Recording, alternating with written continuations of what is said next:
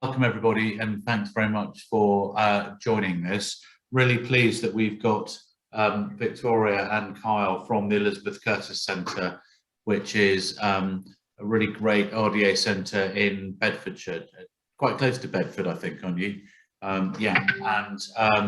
We are going to talk about really their response to the pandemic, some of the challenges, but importantly, some of the ways that they've picked up the opportunities as well that have come out of it to work in different ways. So Victoria Liston is chair of the group, so thank you for joining us, Victoria, and Kyle also, who is a trustee and a coach with the group. So Victoria, maybe I could just start by asking just for a sort of quick bit of background and how you fared through the pandemic. Thanks, Ed, and thank you for inviting us to do this webinar. So the Elisabeth Curtis Centre is a purpose-built RDA centre, as you said, on the outskirts of Bedford. We are primarily volunteer managed and run, and we're lucky enough to have 8 lovely ponies at the moment, supported with 2 part-time grooms and an amazing team of volunteers, trustees and coaches. Oh, okay, and I guess how's the last 2 years been for you? I'd say obviously, like all groups, the pandemic has been a huge challenge. I don't think in the group's history it's ever been closed for the length of time. So it had been a steep learning curve for us, working out how to change our operation, manage the upkeep and welfare of our ponies, within the different changing restrictions, as well as keeping our essential personnel at the centre safe through the worst of the pandemic, and then obviously keeping everything else running in the background, adapting to meeting virtually, sort of managing the centre from afar. And how, and in terms of you mentioned the sort of the structure and the business model. Is that one of the things that you've had to change, and is that permanent? So we have had some slight changes of personnel that happened through the pandemic. So one of our part-time grooms left us, so we took up the opportunity to fill her role with a freelance groom company who have enabled us to be a little bit more flexible with sort of our hours and resourcing. So when we need a little bit more from them, they step up and help us. But obviously we can then use a little bit less at times when maybe we don't need quite as much hours, or maybe we've got a bit of extra volunteer support, or just where we can trim things down a little bit. But obviously they step up in emergencies and when we need that. So they've given us a huge amount of extra flexibility without putting the pressure on sort of teams on our coaches and some of our volunteers who had been stepping up to kind of cover some of these emergencies. Yeah, so I think that's really interesting. I'm really interested in that idea of having that flexible. So how many paid staff do you have now? So we've got 1 employee on payroll, and we pay 2 roles as sort of more contractor basis. Okay, brilliant. And those are the flexible ones. And is that something you're going to keep going as far as you think? I think at the moment that's a model that helps us. It does give us that extra flexibility. There are times of the year or certain occasions where we will need to bring in extra hours or kind of support our volunteer resource, but obviously it means we can just be a bit more adaptable and a bit more reactive to our circumstances.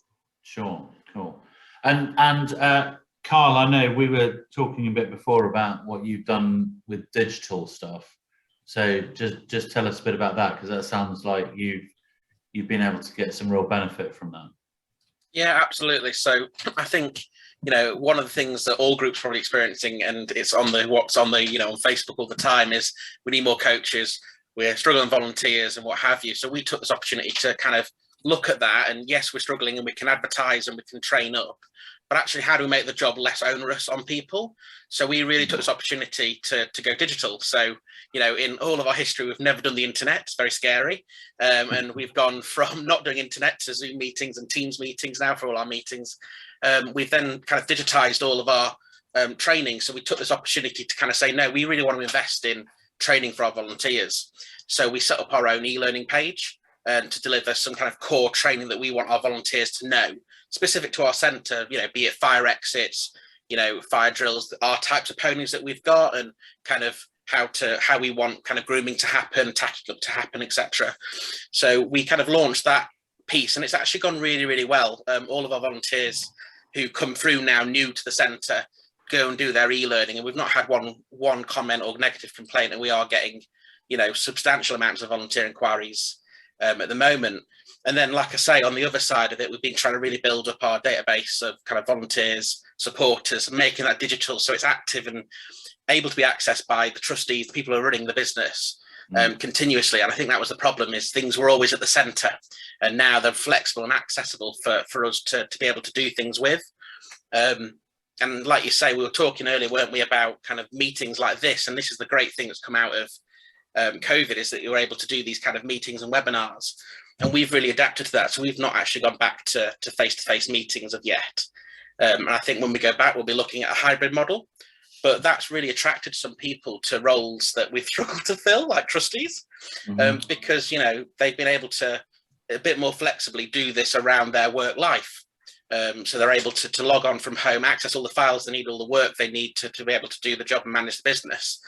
But also then when we're doing meetings together, we can do that from home. You know, you don't have to commute into the centre. I think, you know, we've seen our numbers go from 4 trustees at the beginning of lockdown to 8. So we've had quite a substantial shift in that. That's brilliant. Have you actively gone out seeking those people on the basis that it's a bit more digital? We've gone out, not particularly on the fact that it's digital, but the feedback from a number of them is that, you know, if it wasn't digital and we weren't committed to doing kind of more hybrid meetings, they wouldn't be able to commit the time and the resources to it. So I think it definitely has attracted people into that role and makes it easier to retain them. That's really interesting, and bearing in mind that we're on a Zoom webinar, so maybe talking to the wrong audience. If there are people about who, you know, I know there are groups out there that are quite nervous about being too digital like this, what would your advice be to them? I think, you know, it does seem quite scary. It was scary for us at the beginning. It's easy for me to say, you know, I'm an IT project manager by trade, so it's easy for me to say this, but I think, you know, there's a lot of support out there from organisations. Microsoft are fantastic, you know, in terms of their training that they can provide, and all of our stuff is being done for free. You know, we've not invested loads of money in this. In fact, we've invested a little bit of money on a router for our Wi-Fi, and that is it. Everything else has been done for free from organisations. So I think that's probably something that scares people, is actually, God, it's going to be a lot of money. And actually it isn't. There's organisations that can help you with laptops and things like that as well. So yeah, just to kind of give it a go and speak, you know, reach out to RDA and reach out to other organisations for help, I think. Sure. Okay, yeah. So I think I think you're right. It's not as difficult as some people sometimes think it is, and although it sounds like the centre might be lucky to have had your involvement in this as well. But so just thinking about barriers that you face and things that have stopped you stood in your way, Victoria, what are the kind of barriers that you've had to overcome in the last couple of years? Well, I think probably like a number of centres may well be experiencing the same challenge. Finances is a challenge. Obviously, we had to sort of down tools, and while we were lucky with getting grants and government support during the peak of the pandemic, obviously it's taken time to build up our levels of activity and our income. So there is a bit of a shortfall between our income and expenditure. So generating additional income, additional sources of income is something that continues to be something we'll be needing to really focus on over the coming months. So we've done a lot of work where we can to try and reduce our costs, but I think in the current economic climate, there's limited scope for us to cut our costs any further. So we've really got to focus on exploring different fundraising ideas. We're selling drawn bricks on our stable doors so that people can have their name put on a brick on our stable doors to help cover the cost of running that stable with a pony in. We're using all sorts of different fundraising initiatives, so like options through Amazon Smile. We've got a wish list, so the ponies through lockdown and continuing again a constant stream of presents from many lucky supporters, so the Amazon parcels keep coming. So, yeah, and just learning from what other groups have been doing. So we've started to look at hiring out our facility while we're not using it. So there was a dog show that was run in our centre before Christmas.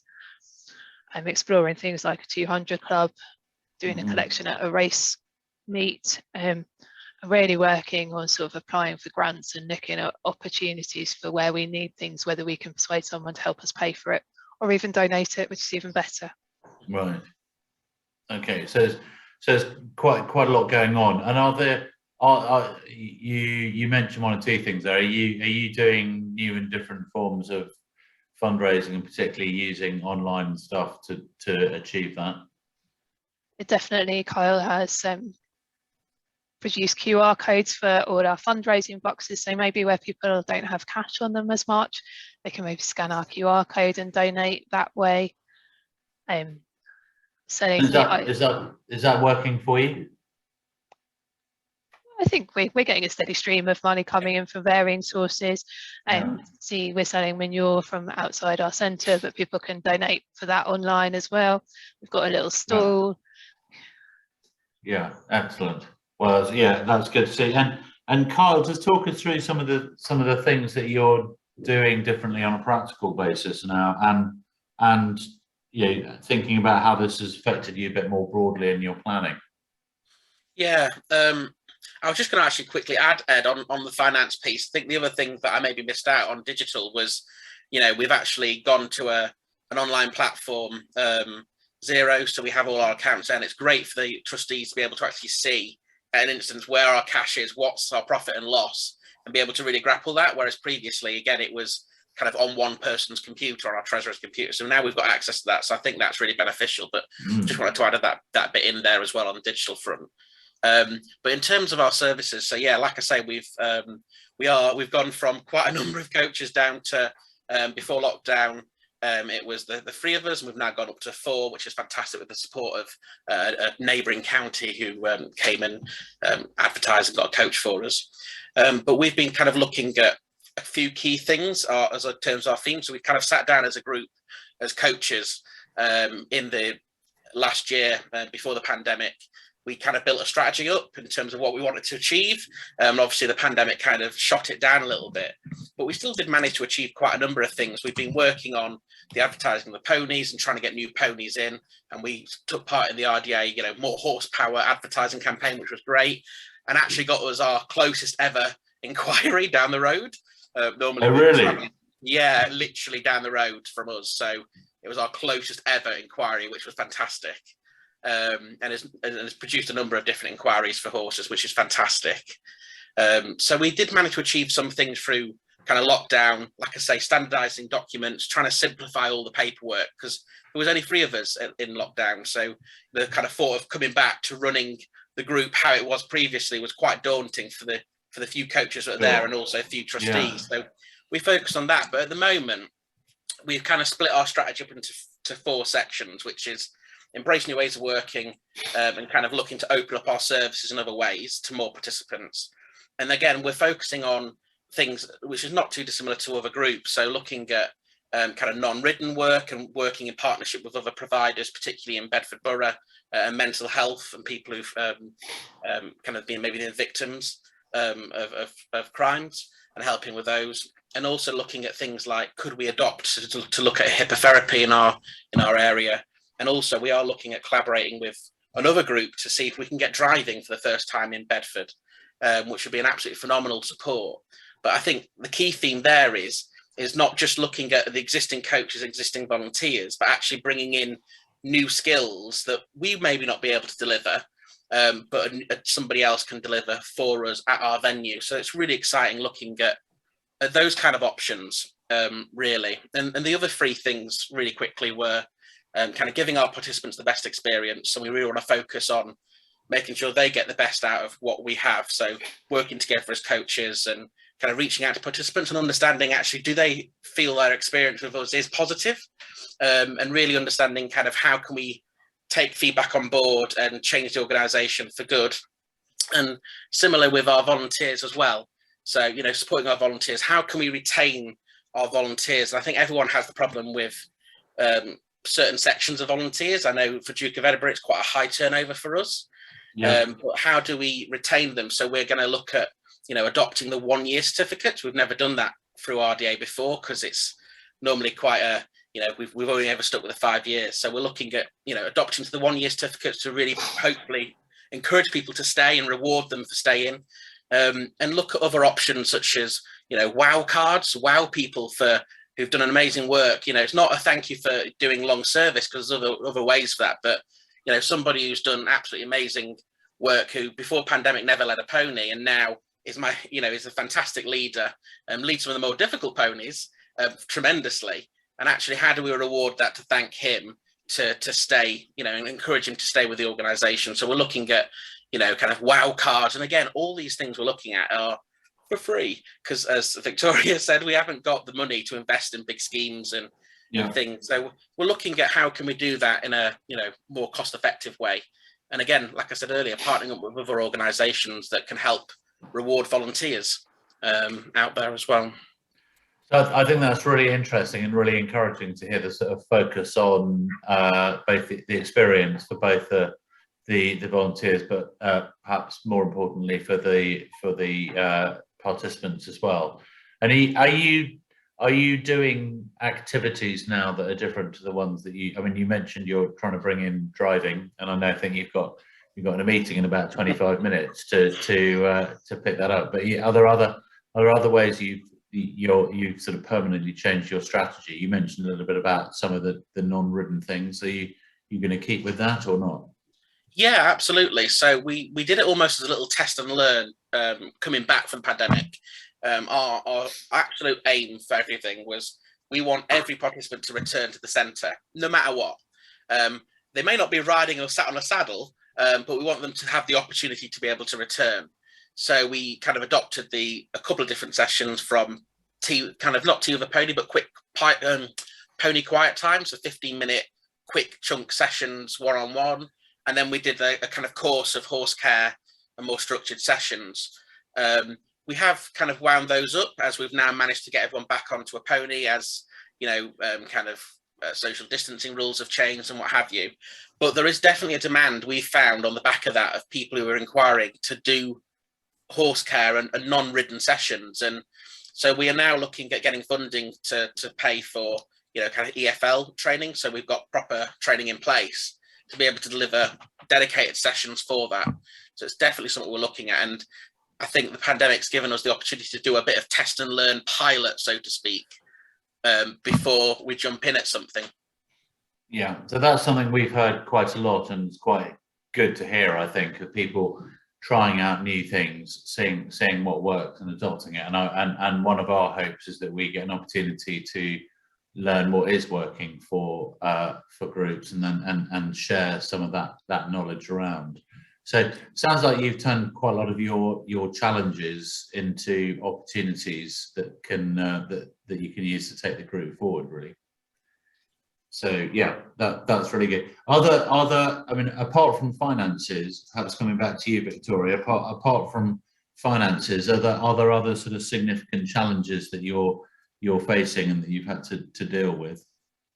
I think, as Kyle said, we've had a relatively small team of coaches and trustees. So obviously there's a lot of work shared amongst us all. So I think as a continuing piece of work, it's how we make the best use of everybody's skills and sort of share the roles out and make sure that the time that we're all spending working on activities for the centre is kind of put to best use.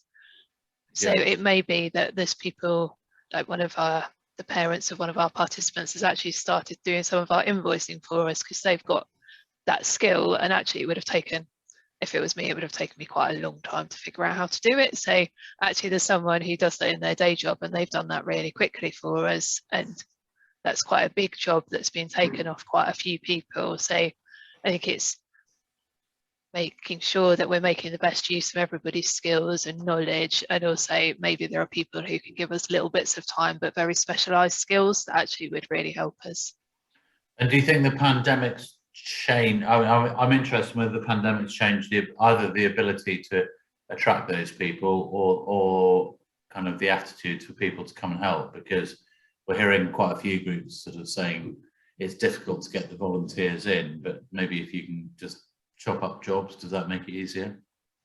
I think it's just understanding what people maybe would be interested in helping us with. I think, see, we've had some sessions where we've been really tight on volunteers, but we've got through our new volunteer coordinator and some of our other trustees, we're starting to see a gradual bringing on board of some new volunteers, which actually is really positive to see. And obviously it's really good for our existing volunteers to see some new people like the cavalry are arriving, and actually it lightens everybody's load when we've got some new people and some newer levels of enthusiasm, new ideas. So yeah, I think so good. Yeah, so it sounds like you're feeling quite positive about it. So just thinking in general, what I'm going to ask this to both of you really, but what do you think is the sort of most exciting thing that you've been able to adopt or bring in during the pandemic or since the pandemic? Go on, Kyle. I think for me, genuinely digital. I know it sounds like I'm blowing that own kind of that banging that drum, so to speak, but it's definitely, I think, made us more efficient as a team. You know, we can access things. We don't have to go to the centre all the time. You know, I can quickly log on and do some work after my paid job, and we can work together on documents more collaboratively. And I think for me, that's what's really kind of made that bit doable for me. That I think that's one of the biggest things that I'd say we've achieved, and that standardization of the documents on the back of having the digital there. Yeah, brilliant. Don't apologise for banging on about that, because I think sometimes people struggle to see how digital can help a charity like what we're doing, but actually you've given some really good ideas about how it can. Victoria, how about you? I think it's really exciting that we're starting to able to have our participants back, that we're looking at doing some different activities and potentially being able to help a few more people. So we've got a waiting list, and obviously we all do it so that people have the opportunity to take advantage of what we can offer.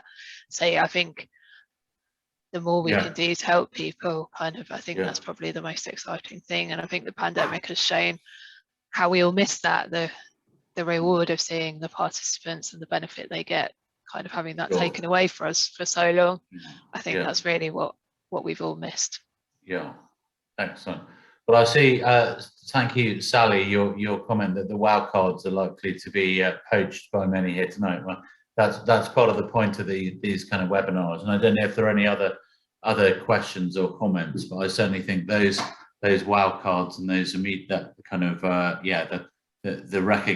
immediate recognition is really good. And I remember when I started here, I was surprised to find that you had to wait 25 years before anyone gave you a volunteering certificate. So I thought, I'm glad to hear you're thinking of doing the 1-year ones, Kyle, because I think those recognising that as well. So I don't know if anyone's got any more comments or questions to bring in, but far away now. But otherwise, it's encouraging, I think, to hear. And I hope others are able to pick up ideas from this as well, but encouraging to hear of a group that's kind of facing challenges, which I think, as you said, Victoria, are common to most or many groups, and you're finding ways to do it. And I think the other thing is, just being proactive in whether it's trying to recruit people and get people in or trying to get money, and that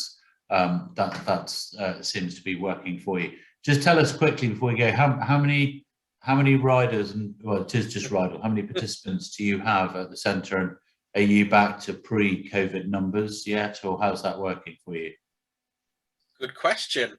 So fire that one at me. I didn't get that stat ready. So we're probably looking at just below 50, to be honest. We're probably looking at probably about 50% to 3/4 back to capacity, back to where we were. We've offered everybody a space, which is great, bar a couple of riders who, unfortunately, because we've lost a coach, we had to close a session down and they can't do any other day. So that's nothing we can do there. But everybody else has been offered a slot. Capacity wise, we've got the ability with the existing coaches to do about 77 participants across the week. So we've got a way to go there. but one of the biggest things we need to support that is the volunteer numbers, regular volunteer numbers. And I think with COVID and the isolation period, that is something a little bit tricky, because you know, that day I'm already looking at my numbers of people emailing me saying they're isolating. I'm thinking, okay, so maybe it's a good job I haven't got a full session this week. But I think that's kind of one of the things that holds us back at the moment from putting to full maximum capacity. But we're on a good stance there, and we're working for our waiting list at the moment. Yeah, brilliant. Well, I know you've got to get off to go and find out about carriage driving. So thanks for squeezing us in between tea and carriage driving. And thanks for that. And I see there've been a couple of comments which I fully endorse, saying how great it is to hear about, you know, a group with real positive attitude and giving some good ideas to take away. So thank you very much, everybody, for joining us this evening, and thank you to Victoria and Kyle for sharing your experience. Good luck, and we look forward to hear about carriage driving in Bedford soon. But thanks very much, everyone, and good night. Okay, bye. Thank you.